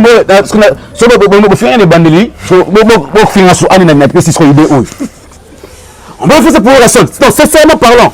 Je n'ai rien à faire du fait que vous ne pouvez pas agir. Non, du fait que vous avez allégué. Parce que vous avez la minute. La minute. Ça veut dire qu'il mérite beaucoup ce monsieur. Ça veut dire qu'on a un grand producteur qui a produire les jeux. Il a fait titre petit nombre Ozomo. Baba no Kapi. Ozomo, mais yo, Naningi, Ferré. Faut que vous connaissiez mon petit. En tant que l'icône. En tant que moto qui n'a papa n'a bien Sibino. Que non, yo je m'en c'est bon, on a produit mais Wata et des petits. Autrement voir. Mais comme figure. Ya, bosoko kumi. Ah, le problème est Congoté. Les premiers années. Congolais. Vraiment Congoté mais ça. Pourquoi Congoté? Yo ba ko sabile que non, mo ko suka, nzambe fa mukili. Mukili c'est nzambe nini? Moi je ma mère moto sali. OK, quoi très pas mukili. Mukili un problème de. Oh so akoya na été. Akoyete mon frère Christ au fin on a boni misana mais je vous dis la vérité. On nous a avec le Christ ouais soya. Oyete tous arabes aussi. Ah yeah, nzam mokilio esali nzambe ni po bomango. Toza awa. Mais écoute bien le bien moi. Makamanza mais ce qui permis avec zonga faut me c'est ça nini? Misali monana. Ce qu'on a promis que la paradis. Ce qu'on comme paradis ko fandeni. Le problème c'est pas le conséquence c'est le Congo l'homme c'est la personne au hasard apprendre ma B est difficilement donc Wera mérite je sais pas Ekeko Azo mérite une place des évolués que non place des artistes bon place des artistes pour bawa mais créer espace moroboé oh deux moutons à vivant mais quand tu mérites na moroboé tu vois à vivant ba qui ko teta Ekeko to mo lo moroboé de dia Wera son et qu'on a c'est que les francophones peuvent ba qui place ah non. Nous avons nous avons beaucoup d'artistes ici au Congo. Pour ne citer que lui là. Pour ne citer que lui là. Bon, Kofi pas ici Fali na hier. Kofi pas ça abisi moi na Fali. Mais est-ce que tu as sur la division aussi comme papa moi ba yo kanati. Omona deal nana ni bazo kanati. Bana bazo kanati. Donc les gens donc quand c'est là et ça la mindele ba session là parce que la culture to makasi Congo to makasi mundele ya kabola we kana ba ndele mundele atiango siko lesko ba tumwindu to yeba kitebe ya mindele o to casser nini wana zo continuer ko boko la yango. Est-ce que aujourd'hui la musique congolaise peut aussi tenir sur awa et ça dans la place na on esika il y a sur la place. Pourquoi la musique est la place ce sont les individus à la place fallait à la place. Faire à la place. La musique est sur la place. La musique à la place, ce sont les individus. Mais bah qui la musique n'a pas besoin de quoi non? Et quand ça combien à Congo? Et quand ça combien la population se consomme musique en? Et quand ça ne pas individu. Il fallait apprêter. Faire apprêter. Attends, il fallait longuement. Il fallait paix malaise. C'est-à-dire que donc ma papou aigle. Donc faire un peu qu'on a donc. Mais dis-moi que nous allons. Les Alawagé. Dans la nomination parce que nous avons un Afrique Mawad plus de 18 artistes tanzaniens mais il y a Congolais monde a Fali, Inosbi, Fabregas mais beaucoup plus c'est Fali qui nous représente. Alors qu'est-ce qui fait que monsieur Moussouba va nominer dans Afrique Mawad bon moi il fallait atimbeli ndulu na samadière atimbeli ndulu atimbeli molo mobo ana mama yele moroboe tata wana ayo atimbeli lo kwango. Comprendre? Par les guerres, par des conflits, par des polémiques, les autres ne savent pas tirer moi expérience. Or, excusez-moi, il y a un exemple à suivre aussi. Tu vois? Et de lui-même aussi, si c'est ouvrir les bras aux autres, il va faire souvent là, vice-versa, ma problème. Il y a Timbeli, il y a Kapere, mon amant Timbeli. Comprendre? Ah, mon amant Timbeli, mais ce n'est pas l'Andaye, mais le Hollandais Fali. Tu as coupé. Mdani mama arrêté les nions. Voilà. Mais alors, on se croit mailler et puis la cause. Félicitations à Garli Garveil, cette génération montante. Gaz Mawete, voilà. Inosbi. Moi je pense que Gaz Fabulous, Gaz Fabulous, jeunesse haute aux en Bastromae, Bastromae, vraiment il faut tout ça beaucoup parce que l'autre bande de Eloïse. Ça va béni Mawete ça va télé asimi maeno tabini sonama. Très critique comme ça nango. Ah nzambe naga. Et au Congo posé là qui bana biso. Mais bande ko ça fait chanson révolutionnaire ça fait bien. La chanson révolutionnaire bon ça congolais na minute aussi ko. Pour nga awa sauter artiste na belé o na label nga sur 100% 99% ba ima banzembo révolutionnaire. Bon ça congolais. On a eu des bons malem borobima quand tu bon on a bon malem borobima. Là nous sommes arrivés à la fin. Comment on peut savoir si cet artiste est meilleur? Comment on peut savoir si la musique un artiste est meilleur? C'est par ses produits, c'est par ses œuvres. Quand ses œuvres sont consommées et puis Zozo banni par-ci par-là, net pas de fait toi meilleur. T'as tombé ta scope 17 ans de carrière, 10 ans B1 show, toi meilleur. Tout ça avec des récompenses. Des récompenses que nominé tout le temps, voilà donc c'est comme ça qu'on sait reconnaître un artiste qui est meilleur.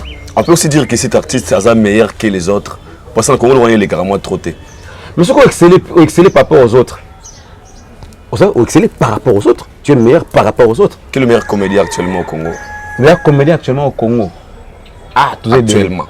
Tout est belle. Actuellement. Parce que tu as comédien, tu as mon côté. Tu as autant de moments. Tu as francophonie, tu as oublié de francophonie. Tu as oublié de la francophonie. Alors que Croatia, Dauphin, Kisabaka, Herman Missi, tu as la Côte d'Ivoire, tu as représenter la culture congolaise en France. Mais dans le monde, quand vous organisez la francophonie, tu as quitté. Mais tu as fini biso, vous avez 12. On a quitté. Vous avez 12. Donc on a français. Mais tu as fini dans 12. Pendant ce francophonie, ça les mains. Ce phénomène qu'on dit, mariage, c'est mon bon, on a côté votre $30 dans la poche. Et fini dans 12. Peut-être. Voilà. Je retrouve ma vie, mon frère. Et puis moi on a reçoit quand on te fait la douce on a des cousins na omoko on se ndaka nefe no moko bata la culture à moko na biso donc ba oubliera biso facilement tu vois en tout cas Ronsia a organisé un événement à stade Vélodrome ba pousser événement parce que comme si stade Vélodrome Kermesse il y a francophonie.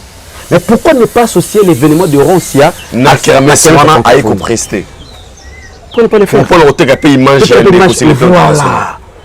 Et ça, la vie se passe, ma casse. Papa Isidore, on est important, on est vivre.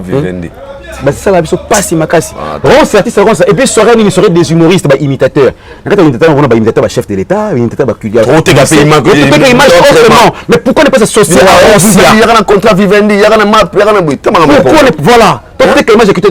Donc, c'est sur quoi ça fait mal. Ouais, ça m'a choqué aussi. Poussez-moi la maille. Moi, courage. Tu dis, mais pour la bête, pour te dire, il y a billet était camis mal. Alors, qui est le meilleur artiste musicien congolais actuellement? Le meilleur artiste comédien, nous tous belé. Comédien, non? Tu vas dire, Saï, vu de loin. On a autant de maman équipe numéro 1. Numéro 1, Saï, vu de loin, l'insyllable, phénomène est sobé.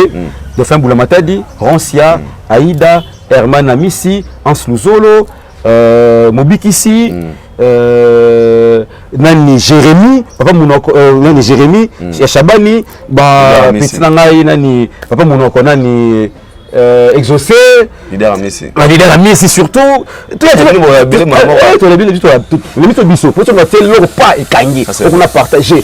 Tu as biso, tu as biso, mais c'est le musicien, mais tu as qui mango, bien que tu sois cohérent. Et je suis cohérent, mais tu as qui mango, biso, c'est normal. Tu as Gozate. Tu as Gozate dans Rambo, travailler pour l'émission. Gozate dans la liste. Tu as solo. Tu restes Nandoule. Dadi, moi je suis Gozate. Moi c'est bon. Mais la Marambo, tout ça comédie, vous avez de la star, c'est la star. Kangi Nicolas de la star. Petit de la star, on a de faire donc il doit la star Dadi. Pour Mamadou Soussou. Non. Donc Bango mystique. Bien comédie. Faut essayer d'abord que c'est là. On contribue, t'es pas obligé Yango. Pour la accro internet. Ah d'accord. On a très suivant dans l'émission de Rosalie il est là Nathalie. On est danger Macron. C'est bon. Bon tu vas passer de fois vous mettez le Facebook.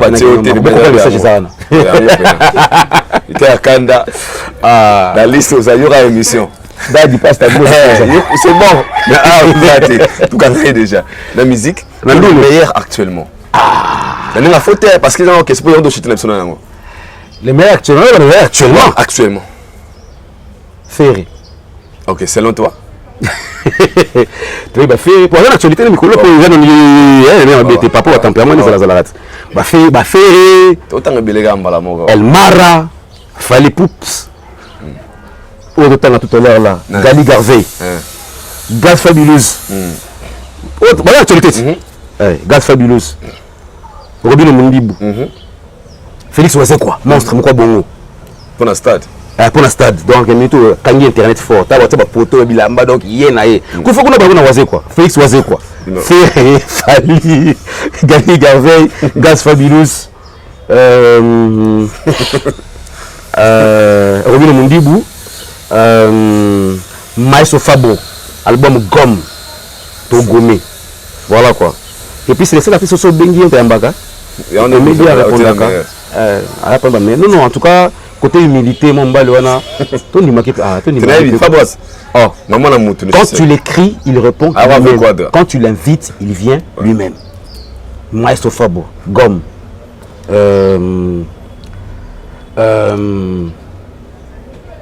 Beni Mawete. Ça a télémi. Petit Nangaï Iso. Et le Kwango Tozela qui est. Et quand il y a peut-être. Petit Nastromae. Toi, la maman Kanda. Maman Kanda. Et quand il peut plan, Nani sous.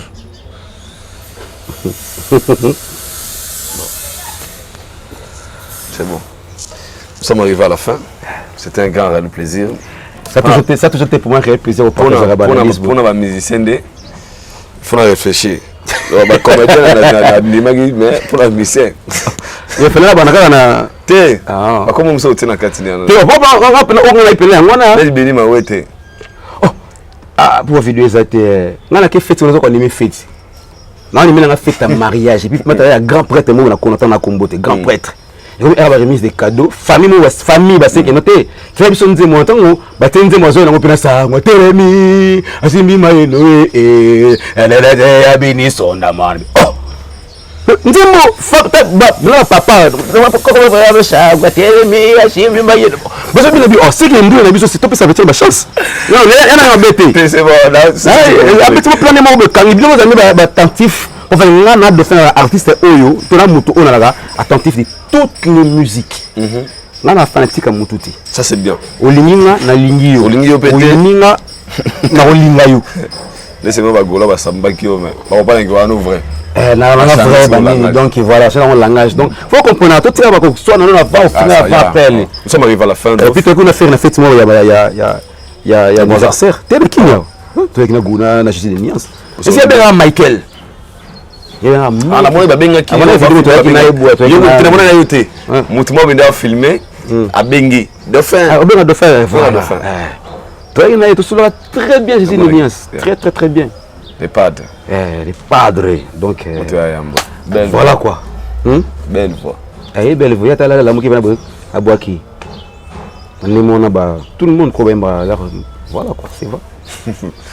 Bonne chance à faire Gola numéro si tout le monde a une nomination lobby ba BT Award na nini vous avez toujours pour honneur à musique Congo salutation de trouver sur la mission était papa na Tony Mwaba premier ministre premier Kamembo ko bana souci ya ko accompagner le chef de l'état pas Tony Mwaba na bi que c'est pas facile comme ça pour l'éducation mboka na biso papa ba élève rentrée scolaire kala mingi te papa on est pour vous soutenir la jeunesse surtout on a singa pas na papa pour changer le système d'éducation mboka na biso on a singa matin biso papa bi ko bunda nango ba député ba bunda nango pour na souci wana donc je le dis parmi les excellences proches chef de l'état au bayana pour ça banini ministre maman Séraphine vice-ministre transport parti politique na oskanga na koti pour na postuler on postuler déjà bon parti etiningai na gana na provincial batininga na Barumbu honorable Dauphin Bola Matadi batikana Barumbu na yo la politique te que pour gagner mbongo la politique parce qu'il y a la révolution qui existe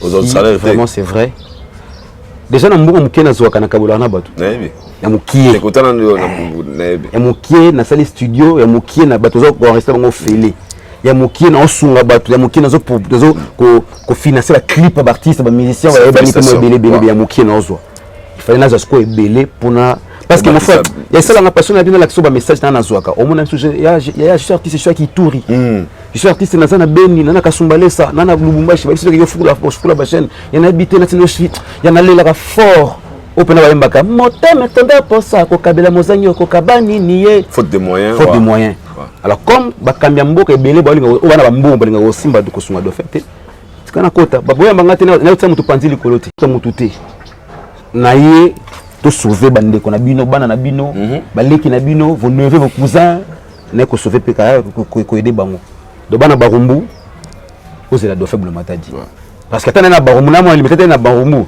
toutes nos communes ont un seul problème, un problème commun. Voilà, tout est bien. L'insécurité, la mentalité, conscience, tout. On a tous un problème commun. La différence au Kabola. Je suis à la commune de Barumbu. Merci beaucoup plus na gourmet la commune de Barumbu et à Malamu. Tant qu'il y a des déposé chacun de mes dossiers.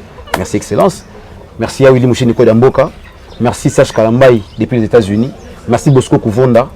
Merci beaucoup Papa Nanga Veka. Maman Amie d'Achature Kamere. Merci beaucoup, Papa Jules Alingete. Merci l'homme qui assure la sécurité, qui par sa présence, bien qu'il n'y ait Chikapa, Wana Papa, jamais, partout tu seras. Et Général Kassongo qui est Sylvano. Et merci na Général actuel, Golf actuel, Papa Nangaï Blaise Kilimbalimba. Merci beaucoup. Hier, il y a un comportement. Soit comportement, Papa Blaise Kilimbalimba, Mbote Sikozali. Petit Nangaï, mon capitaine exaucé, Mouchid Mbotenabino, Général Yav Mouchid Mbotenabino, Colonel Popol Mouchid Mbotenabino, Kamino Zamboka et puis sans oublier pour nous clôturer ce qu'on est sur toi, Mbotenabino Sangisi, on a passé un peu à number one. Fatibé, béton. On a voir un namoko, on va mettre un roi, on va mettre un roi, c'est trois ans en moine. Na tira de faire voir. On a monté un roi, c'est un donc papa Fatibé béton. Merci beaucoup. Maman Denise Nyakeru, Boteska Bozali. L'initiative aujourd'hui, il y a grosse excellence. Il y a Maman Nzama Pambola. Maman Denise Nzama Pambola. L'initiative aujourd'hui, il y a valoriser la première dame. La collègue de première dame, Baleka Leka. Nzama Pambola. Mais il y a Maman Denise, il y a Souka Maman. Il y a la part de fin. Je suis la voix des sans voix. Je suis la voix des sans voix. Il y a ça maman. Les deux premières dames vivantes. Maman Olive, sans invitation à Koboulate. Pardon. L'homme a l'âme de l'ingaraté. L'homme a bien s'accrocher dans l'homme a l'âme de l'ingaraté. Mais bon, on analyse le Kouana Kenan. Maman Olive Lembe Kabila. Maman Denis Nyakeru. Sangani. Bon, quel homme pour les mamans? Je sais pas. Si je réfléchis comme ça. Bon, quel homme bonnet, maman Denis, surtout valoriser maman Kassavoubou. Moi, ça, maman, je pense Kassavoubou. Autant valoriser maman Boubila Dawa. C'est bon. Mais ce que des fois vivants maintenant, ça, maman Olive. Maman, maintenant, les boss, on a créé le Morouboué. Rien à voir avec la politique, rien à voir avec vos maris. Mais avec les mamans seulement, bon, ça n'a aucun homme, on a habité. Quand on a bon côté, mais bon, clé d'invité, bon, le cas de faire plus tard, mais idée, oui. Mais bon, et l'homme de vos vivantes, donc on a complexe, mais pas maman. Beaucoup de ma sonia va combien banani yaba nanio yaba combien mboka na biso. C'est pas moi que le musique aussi qu'on a sous le patronage de maman Denise Nyakeru, tu sais qu'elle dit, invité maman Olive Lembe Kabila. Moi c'est papa Nanga Martin Fayoulou. Moi c'est papa Nani Moïse Katumbi. Moi c'est grande dame wana. Donc c'est le mot entre vous les mamans. Donc ça va me ben abino soni. Très profond. Donc ça va me pena soni, ba maman bino sangani. Beaucoup de musique là bino sangani bino penda. Fati pena bino penda Denise, tu es où? Président, dans maman awa bonabe Katumbi doit être non, mais vraiment je te cherche au quoi appeler. Nicolas Kinshasa à ma soeur quand maman Denise Nyakeru. M'a fait le problème que non, mais je te cherche ça ça va. Donc c'est un boss madame Sony. Beaucoup entre bino, ba maman les femmes, c'est important. Merci, nous sommes arrivés à la fin. C'était un grand réel plaisir. Yaroyamba de Femboula Matadi. Et nous vous disons bye. On se retrouve sur le prochain numéro d'ici là. Portez-vous bien. Allez, ciao.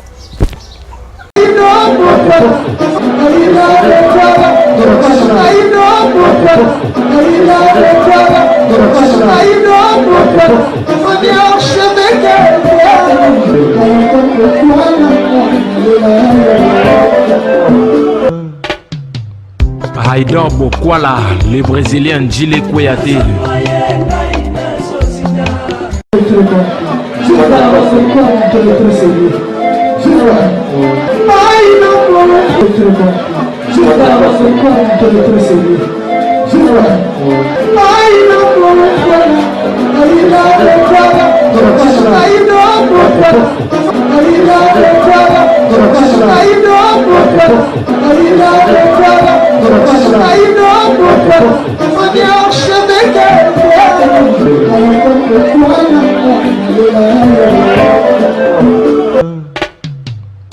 Haïdor Bokwala.